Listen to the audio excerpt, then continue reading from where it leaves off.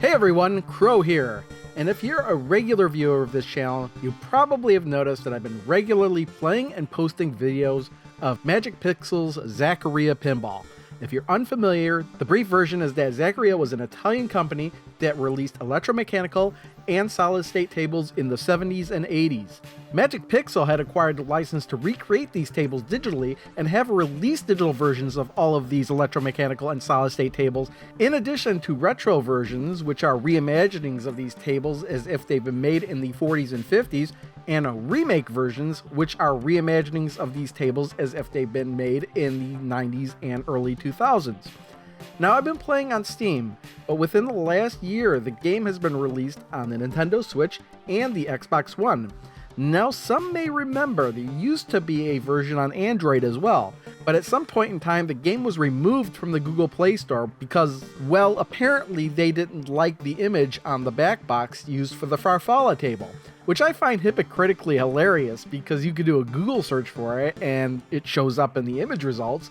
So it was removed from the Google Play Store, and after the last major update, which improved the UI, the Magic Pixel team focused on bringing the game back to Android, and as of August 28th, that new version is now available.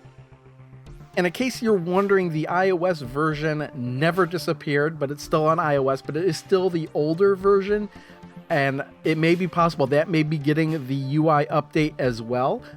But that's up in the air whether or not that'll happen sooner or later, or at all. I'm not really sure. Just that it's a possibility it could be updated.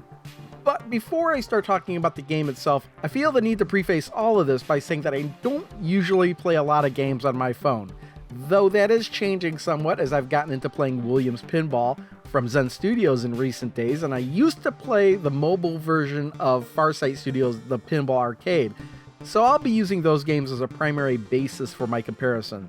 The device I play these games on is my current phone, which is an over 2-year-old Samsung Galaxy S8 Plus, and I don't have a tablet, which I would imagine would be a little bit more comfortable to play on. Now, the game runs okay on max settings on my over 2-year-old phone, but I find it runs excellent if I knock the visuals down a tad and turn off the surrounding environment, so some of the footage you'll see in the video will be that way. Now then, since I had the old version of Zaccaria Pinball still installed on my phone, the app updated itself to the new version, and I think that's a good thing because, for one, there's not going to be multiple versions of Zaccaria Pinball on my phone, and two, all of the tables I'd previously owned, which were all the solid-state and EM tables, carried over to the new version, so they didn't need to be repurchased. And I guess this is as good a time as any to talk about the pricing. On Steam and the consoles, the game is free to download, and you get the Time Machine table and the retro version for free, while all the other tables are in a playable demo state unless they are purchased. Although this pricing model works for most platforms like PC and consoles, since most people playing on those platforms are used to having to purchase additional tables, this may not carry well into the mobile platforms, as many of the games there are of the free-to-play model, as games either have ads or some form of in-game currency that must be purchased for upgrades to continue playing. My point is that the same pricing model doesn't seem to work for mobile as it does on PC and consoles. If you take Zen Studios' Williams Pinball, for example, on PC and consoles you can demo those tables for free, but to play the full versions of the tables, you need to purchase the DLC for those tables. Williams Pinball on mobile is a completely different experience, as the game is free to play and you just can't buy the tables you want, but instead you're expected to play table challenges to earn table parts, and once you get enough table parts, you can then upgrade the tables using tickets. You also earn while playing, but after a certain number of challenges, you'll have to wait a certain amount of time before you can play the challenges again, or you can spend the tickets to eliminate the timer. But of course, the game will let you buy gems for real money that can be traded in for more table parts or tickets, and it just goes on from there. Actually, it's a bit more complicated than that, because you could also watch ads for some rewards as well. But there's just no way to flat out purchase the tables you want. And that's how I understand a lot of mobile games work these days. So how does the Zaccaria Pinball game on mobile devices handle this? I actually think they cleverly handle this by giving people different options. If you want to purchase the tables, you can. The 27 solid state and 14 EM tables are $1.99 each, or $19.99 for all 41 tables in the gold pack. The 27 retro tables can be purchased in a single pack for $1.99, and the 25 remake tables are $2.99 each, or $19.99 for all remake tables, including the 2 remake tables that haven't yet been released. There's also a group of award table, which are kind of just bonus tables thrown into the game. And originally when the game was reintroduced into the Google Play Store, the only way to unlock these tables was to play the game, earn a certain number of tasks to unlock them one at a time. But a couple days afterwards, there was an award pack bundle that was introduced, and I'm kind of kicking myself right now because I don't remember how much it cost, but I think it was around $4.99, and you could just buy the entire bundle. There's also a campaign mode that can be purchased for $2.99, but this doesn't add any extra tables, but it's basically a game mode that must be purchased to play. I won't go into it here, I will have a separate video on this in the future sometime. And I'm actually forgetting something kind of important, because with the campaign mode, you have the ability to unlock one of the award tables that cannot be purchased through the pack. And I do want to mention at this point that Magic Pixel did give me full access to all the tables and modes as if I had purchased them, but I did have the opportunity for a few days to play the game as if I hadn't purchased the remake or retro tables, so I'd experience that as well. So, what if you don't want to pay to play those tables? Well, you can still play them. Well, except for the retro tables, which you can't play at all unless you buy the retro pack, but the rest of them can be played one of 2 ways without a purchase.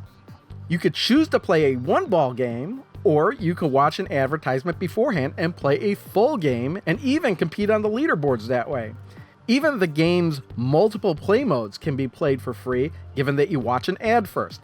Also, just like the console versions, the story mode is also free, meaning the only things in the game that you have to pay for in order to play are the retro tables and the campaign mode. And I'll be making a separate video on story and campaign modes sometime in the future. I need to work on that. Now, I've gone on for a while talking about the history and game pricing without talking about the actual game itself. And that's primarily because I felt that's where the distinction between the mobile versus the PC and the consoles version lay, because the game is pretty much exactly the same otherwise. The mobile version uses the same new interface that was implemented on Steam not too long ago, and the UI works very well with the touchscreen, although I should mention that you could easily connect up a controller and use that if you'd like.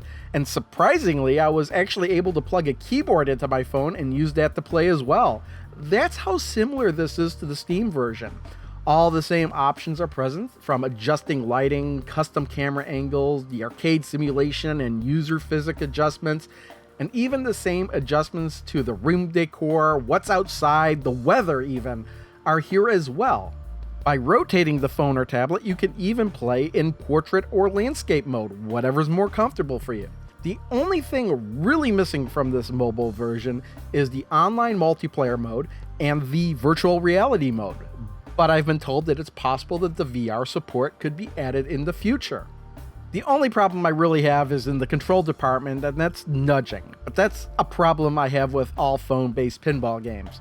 You have multiple nudging options, including motion-based and swipe-based, but I always find it difficult to do unless I'm using a controller or keyboard. Regardless, I find I take the mobile versions of these pinball games a little less seriously and tend to play them a little more fast and loose, and these tables are still fun to play on my phone, especially in bite-sized chunks like playing some of the modes like Checkpoint, Survivor, or Lamp Hunter. I'll more than likely be making a separate video in the future talking about these game modes that can be played on each table, because there are like 7 game modes for each table, each with their own leaderboard, and considering there are over 100 tables in the game, that's a lot of content here. And even if you don't want to pay a dime and would rather watch the ads, there are still a lot of tables here, because the only thing you wouldn't have access to are the retro tables, which are arguably the weakest tables in the game anyway. So if I'm at home, I'll be playing the Steam version for sure. But if I'm out somewhere in a waiting room or something, this is certainly a good pinball game to break out and play every once in a while, especially if you're waiting for some cooldown timer to expire in another game. And that's all I'll cover here. If you're interested in the Android app, I'll include a link to the Google Play Store in the description below. And that's about it. If you've made it this far and you've liked the video, I would recommend liking the video. And if you've not yet subscribed, I would recommend subscribing, as I've got plenty of videos just like this, and there will be more to come. I would also recommend checking out my Twitch channel, Crow Pinball, as I've been more active over there as well. See you next time.